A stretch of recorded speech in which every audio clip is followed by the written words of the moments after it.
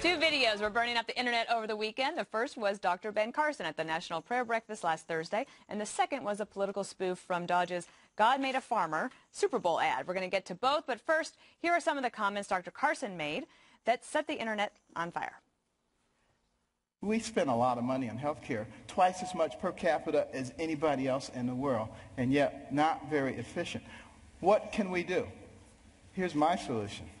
When the person is born, give them a birth certificate, an electronic medical record, and a health savings account, to which money can be contributed pre-tax from the time you're born to the time you die. When you die, you can pass it on to your family members so that when you're 85 years old and you got 6 diseases, you're not trying to spend up everything. You're happy to pass it on, and there's nobody talking about death panels. Following that speech, Dr. Carson found himself with many more invitations to share his thoughts. Here he is yesterday on Fox and Friends. I'm not a Democrat and I'm not a Republican. I'm an independent. If there was a party called the Logic Party, I would be a member of that. Because there's so many things that are ideologically driven in Washington, D.C. So 1 million hits for that video on YouTube, Greg. One of the things I noticed is that some people were upset thinking that the setting was not appropriate, that he took advantage of making these comments while the president and Mrs. Obama were sitting there, and that the president seemed unhappy with that. But no one's really arguing with the content of what he said. Well, first of all, have you read Carson's qualifications?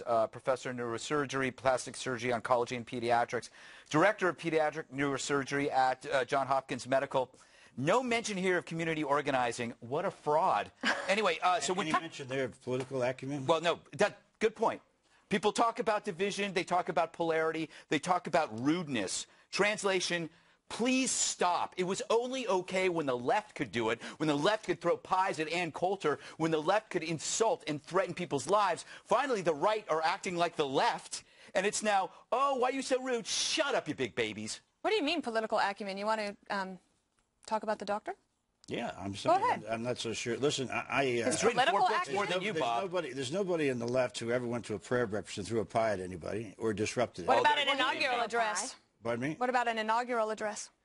I don't know about an inaugural address. I'm saying that the prayer breakfast, which is a different situation. And I think that when I say political acumen, he could talk about health care. I think that's fine. Look, he has an argument to make about, but not in that setting. And the other thing about it is when he said everybody should put medical savings accounts together, there are millions and millions and millions of poor people who have no money to put into a medical savings account. But look, this guy was looking for his 15 minutes of fame. He's retiring on June 30th. He'll make $1 million on the lecture circuit. He doesn't need to make $1 million. Calling him a sellout is...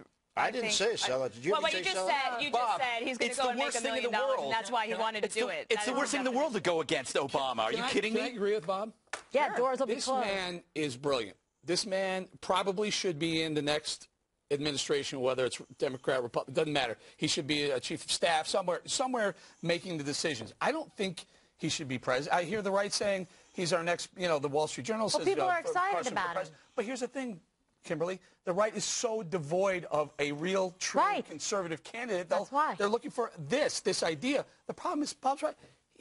We're going to go through this again where we got a guy who can't win. He can't win just because... Eric, are you really worried about that, though? That wasn't the point. I don't see a big groundswell for him to run for president. I think people find it refreshing that somebody's actually saying what we all think. Okay, Kimberly, can you talk about this, and then we're going to go to the next one. Why, thank you so much.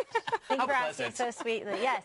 My point is this country was founded on the principles of democracy and of freedom of speech.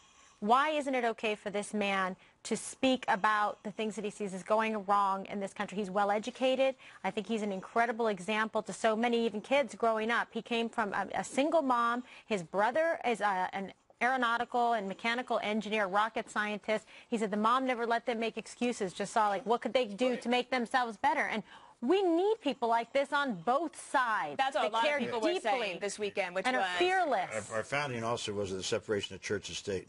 Oh, Bob, wait a second. So you're saying that National Prayer Breakfast is sacrosanct? When President Obama gave a speech and talked about Obamacare at the National Prayer Breakfast, you weren't up in arms about that. No. I mean, the National Prayer Breakfast, that's where people give speeches on all sorts of different things.